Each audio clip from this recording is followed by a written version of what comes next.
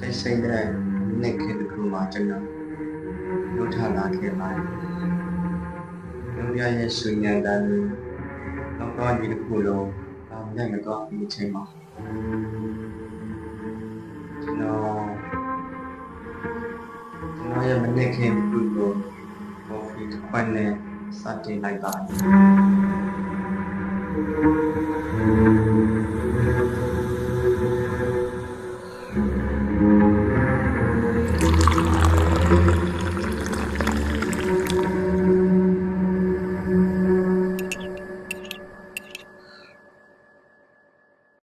တခါတလေကျွန်တော်ကော်ဖီတောက်ရင်စာအုပ်တွေနဲ့အဖော်ပြလေးရှိပါတယ်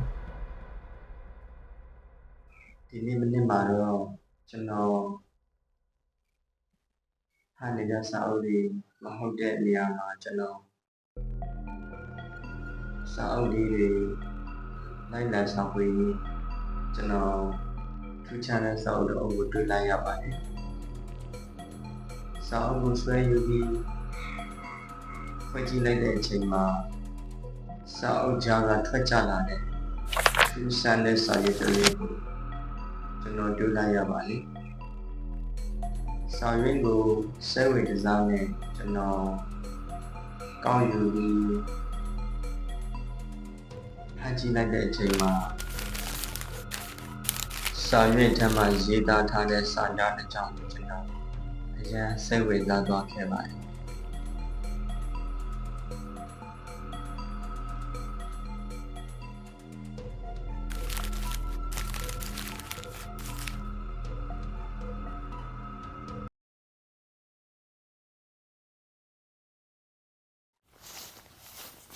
တခါတလေကြတော့လေ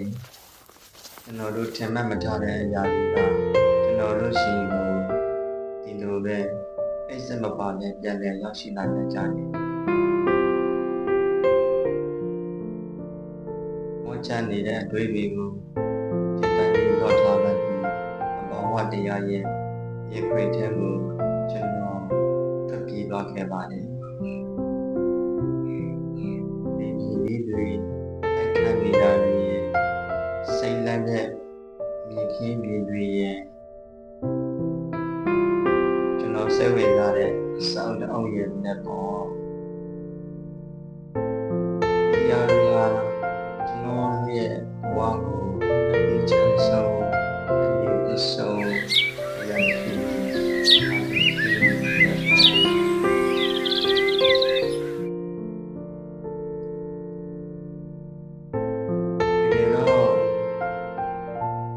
စာမျက်ထဲမှာရေးထားတဲ့စာကြမ်းတစ်ကြောင်းပါဘာလဲဆိုတော့ရှိရမယ်ကျွန်တော်တို့ရဲ့အနာဂတ်ဘဝကြီးဆိုတာကဘဝကြီးမှာမဟုတ်ပါဘူးဒီလိုအေးချမ်းတဲ့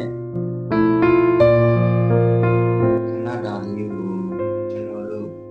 ခံစားတတ်ပြီးအဲဒီအေးချမ်းတဲ့သဘောတရားတွေကိုခံစားပြီးကျွန်တော်တို့ရှိရမယ်ဘဝတွေအတွက်ပေါ်အားရယူပါဆိုပြီးတော့ဒီနာနာနဲ့စာကြောင်းလေးကြောင့်ဖြစ်ပါတယ်